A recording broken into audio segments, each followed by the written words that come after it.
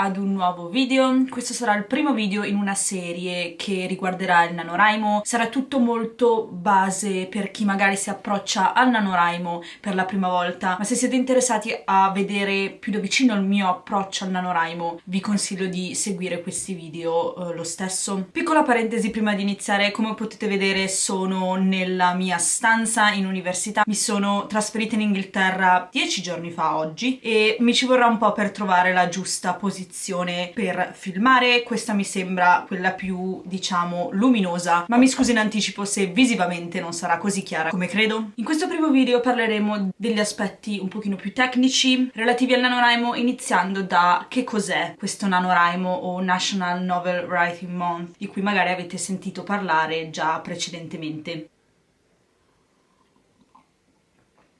Il NaNoWriMo è una sfida di scrittura e, come ho detto, la sigla NaNoWriMo sta per National Novel Writing Month, letteralmente mese nazionale per la scrittura del romanzo. Il mese di cui si parla nella sigla è novembre, dal 1 al 30, e con romanzo si intende qualsiasi storia o scritto in generale che superi le 50.000 parole. Per questo la sfida, che è annuale, richiede di scrivere 50.000 parole, quindi un romanzo, durante il mese di novembre, appunto, che è il mese per la scrittura. Questo vuol dire scrivere 1667 parole al giorno. Potete scrivere dove volete, al computer, a mano, sul vostro iPad, dipende da voi, e nessuno legge quello che scrivete. L'unica cosa che dovete fare è aggiornare il numero di parole che avete scritto, idealmente giornalmente, sul sito ufficiale del NaNoWriMo, di cui adesso vi mostrerò il funzionamento. Eccoci qua sul sito del Nano. L'indirizzo è nanowrimo.org. Il sito è in inglese perché è una sfida di origine, se non ricordo male, americana, ma non preoccupatevi, il vostro conteggio di parole ovviamente è in numeri, quindi non dovreste avere nessun problema. La prima cosa che dovete fare, se non avete un account, ovviamente cliccare qua ed iscrivervi. Io ho già un account, quindi andrò su sign in. Come vedete ho già messo le mie credenziali. Qua subito potete vedere che hanno già messo il banner per promuovere il NaNoWriMo di quest'anno. Questo è appunto il mio account. Potete vedere i progetti che ho fatto per il camp. Il camp nano è la stessa cosa del NaNoWriMo, si tiene 2 volte l'anno, a luglio e ad aprile, ma invece di avere 50.000 parole come obiettivo si ha qualsiasi obiettivo si vuole, così spiegato brevemente. Questa serie di video può essere utile per entrambi, ma si concentrerà principalmente sul NaNoWriMo. La prima cosa che dovete fare per partecipare al NaNoWriMo è annunciare il vostro progetto, è praticamente aggiungere sul sito il progetto al quale lavorerete durante il NaNoWriMo. Per farlo, visto che qua già c'è il banner, potete andare su Create Your Novel e vi dovrebbe portare a questa pagina. Vi chiede il nome del progetto,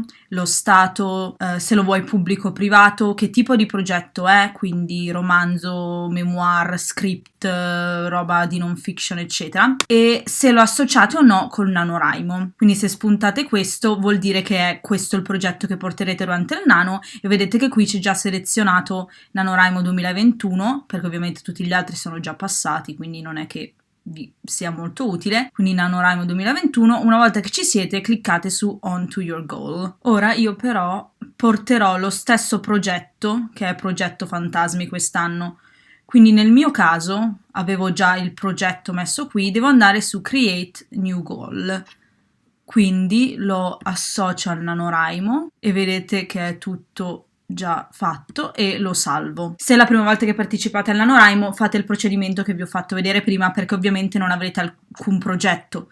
Io invece, avendo il progetto già messo dagli anni passati e lavorando comunque questo qui sempre, mi sono limitata a mettere al progetto che già esisteva il nuovo obiettivo. Quindi come potete vedere, se clicchiamo sopra Progetto Fantasmi, anche voi potete fare la stessa cosa. Quando cliccate sul vostro progetto potete mettere la copertina, vi basta andare qui, Edit Cover o Edit Details, vi fa cambiare quello che avete inserito.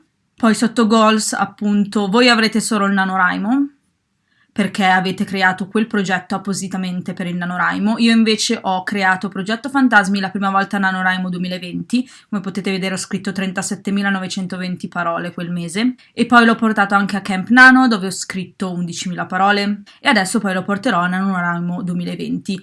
In questo modo posso vedere i vari goal che ho fatto nel corso degli anni ogni volta che questo progetto è stato, diciamo, il mio focus. Qui avete i badge. I badge sono delle cose che vincete virtualmente man mano che raggiungete degli obiettivi. Ci sono cose come aggiornare i processi di scrittura, aggiornare per la prima volta, aggiornare più di una volta al giorno, secondo giorno, terzo giorno di fila, settimo giorno di fila, 14 di fila, 21esimi di fila e così via. Queste sono le parole, 1667, 5000, 10.000 e così via. E ci sono anche questi qua che sono un pochino più personali, che li selezionate voi quando fate il vostro profilo, come ad esempio un Plancer, perché io sono un Plancer, o questo qui che è incognito, quando hai scritto in posti in cui non avresti dovuto, ad esempio a scuola o cose del genere. Queste sono cose personali che selezionate voi e diciamo sono altri metodi per rendere il vostro profilo un pochino più divertente così. Ora, per aggiornare il numero di parole, non so se me lo fa vedere adesso perché non è ancora iniziato il NaNoWriMo, quindi magari non ve lo fa vedere. Vediamo. Non riesco a farvi vedere il conteggio di parole, ma in linea generale, una volta che la sfida sarà iniziata,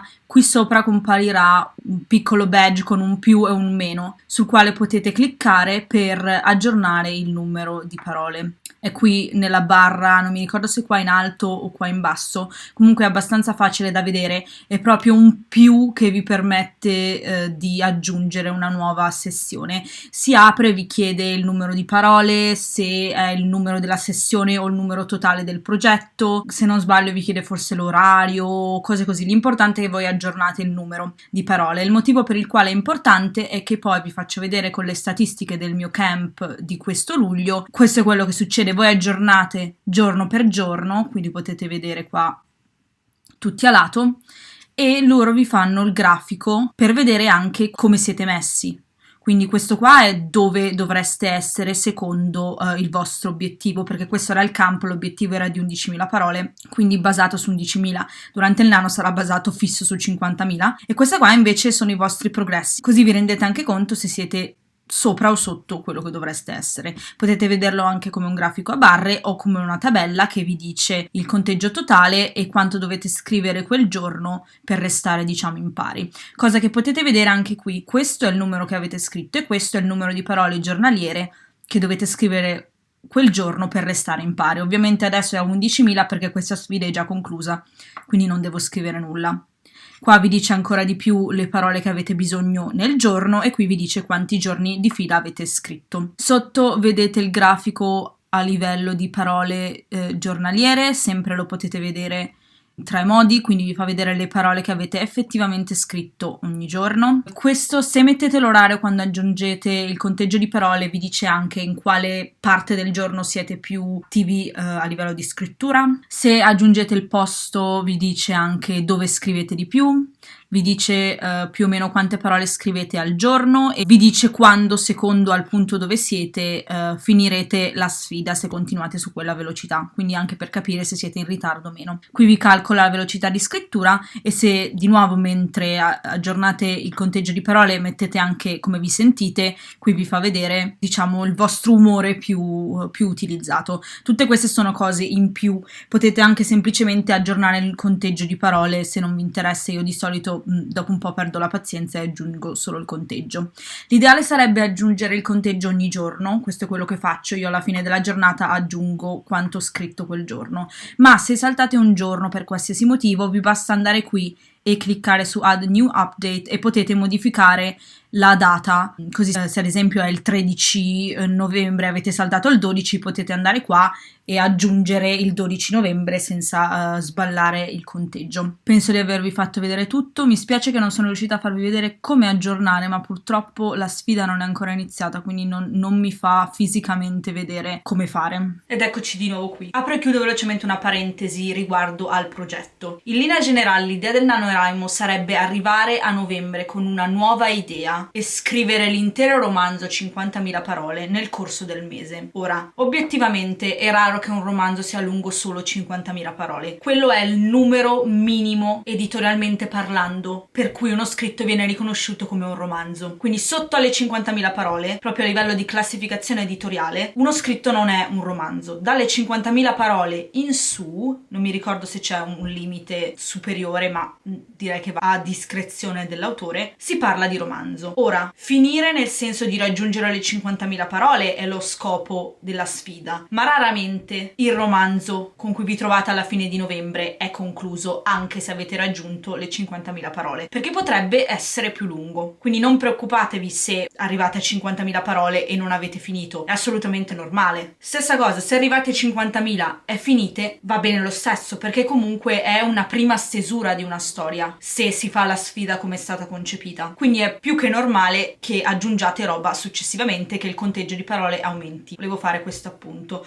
Un altro appunto è che, come potete vedere, io non ho deciso di portare un nuovo progetto questo NaNoWriMo. L'ho fatto l'anno scorso. L'anno scorso io ho portato Progetto Fantasmi, perché l'idea mi è venuta intorno al 27-28 settembre, quindi ho passato tutto ottobre a preparare questa storia per poterla portare al NaNoWriMo. È stata una cosa inaspettata. Nei miei piani c'era di continuare con Slytherin Secrets, se non sbaglio, che era la mia fanfiction dramione che ho finito quest'estate e che all'epoca ancora non avevo concluso. Quindi quello era il mio piano, ma quando mi è arrivata un'idea nuova, perfetta, proprio in tempo per il NaNoWriMo, ho deciso di provare a farla. Io avevo partecipato al NaNoWriMo prima, ma era la prima volta che andavo con un progetto completamente nuovo. Quindi ho colto l'occasione. Come potete vedere, nonostante io abbia scritto 39.000-35.000 parole, non ho assolutamente concluso la storia. Anzi, adesso è addirittura più corta, perché molte di quelle cose sono state cancellate nel corso dell'ultimo anno. Quindi non ho concluso, non ho raggiunto le 50.000 parole, quindi non ho vinto la sfida e non ho assolutamente concluso la storia. Per questa ragione io ho deciso di portarla anche a questo NaNoWriMo, perché non voglio iniziare una nuova storia quando ne ho già così tante in ballo, ovviamente. E la community di scrittori che fa il NaNoWriMo definisce le persone che portano un progetto già iniziato, che editano un progetto che hanno finito o che fanno qualcosa di diverso dal romanzo nuovo di 50.000 parole, NaNoRebel. Un NaNoRebel è appunto una persona che partecipa al NaNoWriMo ma non rispetta, diciamo, le regole della sfida. Ora, questa è una sfida personale, cioè non vincete assolutamente nulla, vi danno degli sconti attraverso il sito su programmi di scrittura e cose del genere, vi danno un banner carino, ma è una sfida con voi stessi. È inutile che iniziate un nuovo progetto se magari ne avete 10 da finire. Lo scopo della sfida, nonostante abbia queste regole, è quello di spronarvi a portare a termine in un mese un progetto che avete iniziato, una fase di un progetto che avete, qualsiasi cosa di cui abbiate bisogno. Io l'ho sempre adattato alle mie esigenze. L'anno scorso è stato l'unico anno in cui appunto ho avuto un'idea giusto in tempo per iniziare il nano, è stato assolutamente casuale. Per questa ragione quest'anno sarò di nuovo un NaNoRebel, quindi non preoccupatevi se volete partecipare ma non avete un'idea, non avete una storia nuova, potete tranquillamente partecipare con quello che volete. È più per il senso di community, lo spronarsi a vicenda, che è importante partecipare. È questo quello che davvero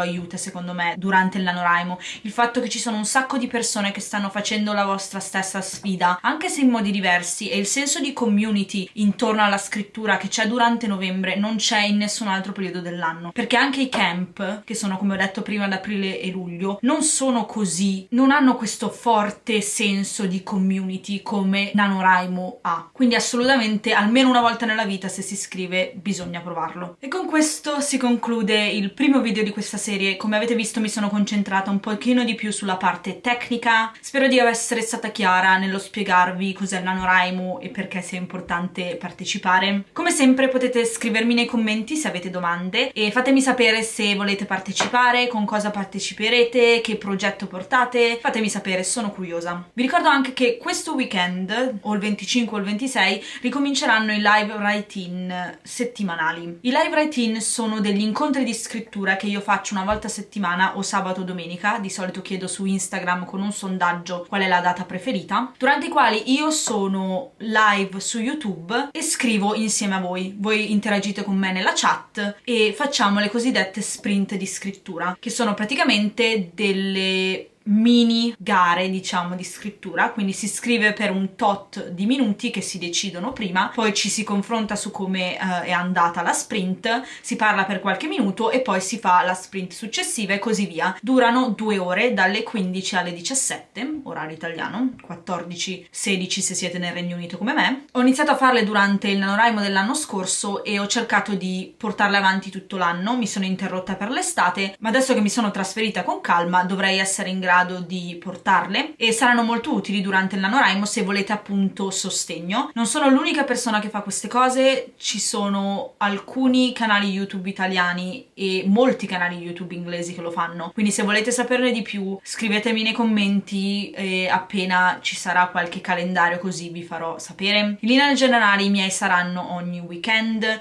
sto pensando magari in novembre di fare 2 volte a settimana, quindi magari sia sabato che domenica, ma dipende anche dai miei impegni, sono comunque in università. Come sempre vi ringrazio per essere stati qui e noi ci vediamo al prossimo video di questa serie che interesserà le strategie per organizzare il tempo da dedicare alla scrittura durante il NaNoWriMo.